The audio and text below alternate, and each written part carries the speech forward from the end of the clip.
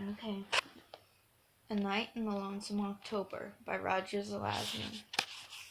October 28th. But I knew, of course, I had to check it out by laying it on the terrain. I strolled by most of the places I had visited yesterday, wondering who else might have figured it out yet. That's not me. I saw the vicar and he saw me from a distance.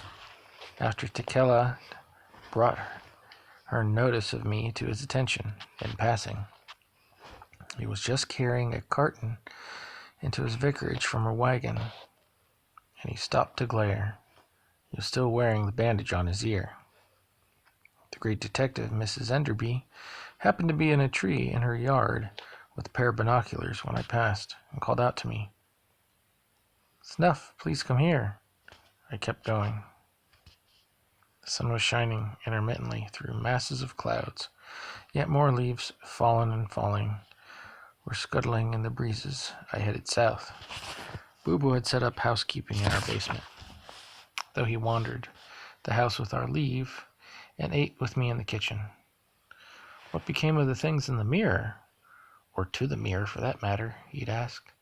So I told him the story of the attack, following our trip to the town, which led to the story of our trip to the town. Wouldn't put it past the vicar, he said.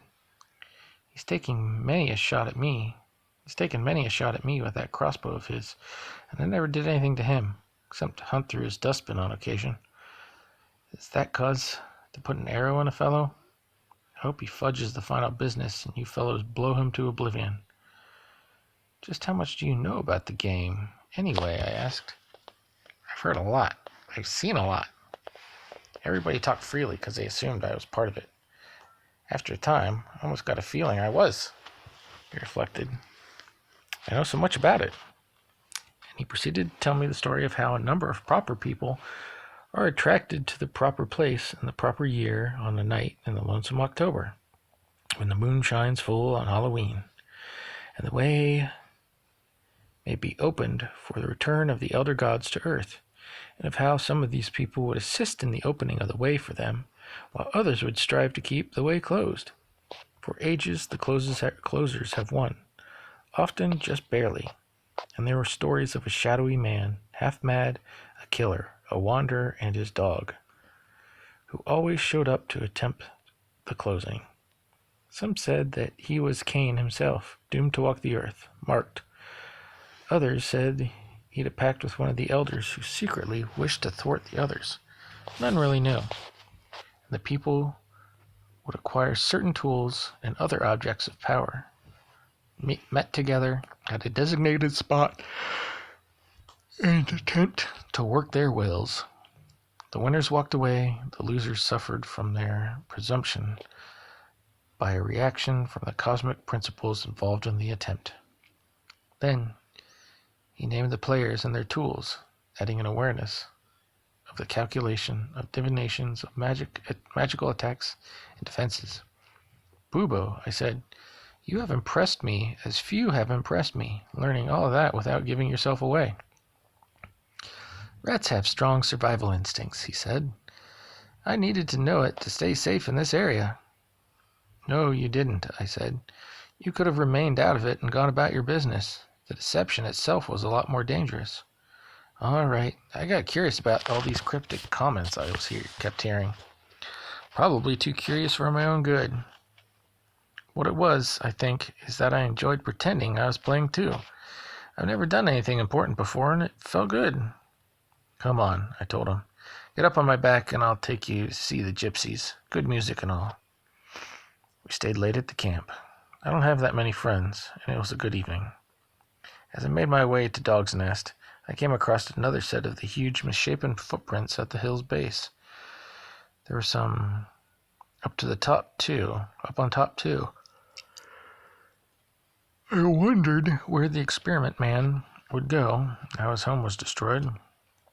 I made a circuit of the hilltop, drawing my lines again, laying them out upon the land, excluding the ruined farmhouse to the southwest now, which moved things considerably northward, taking into account the 2 satellite graves, trying it both with and without Larry's place in the formulation.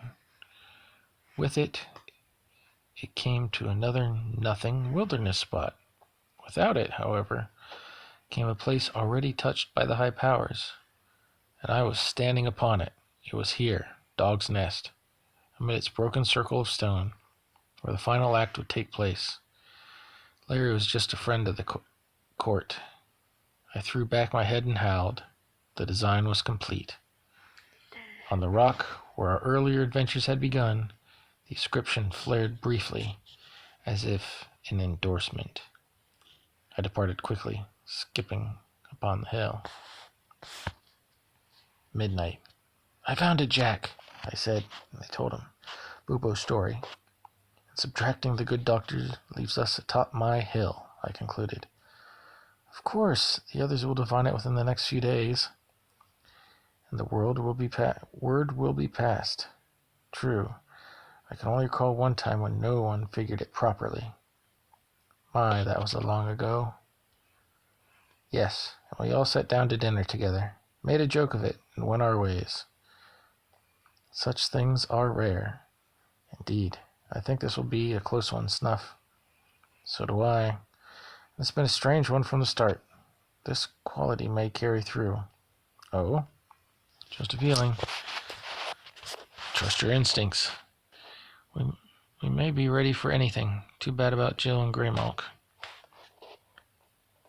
I've decided I'll stay friends with them to the end, I said. He squeezed my shoulder. As you would. It's not like Dijon, is it? I asked. No. Many odd things have happened this time around, he said. Stiff upper lip, friend. That's how I smile, I said.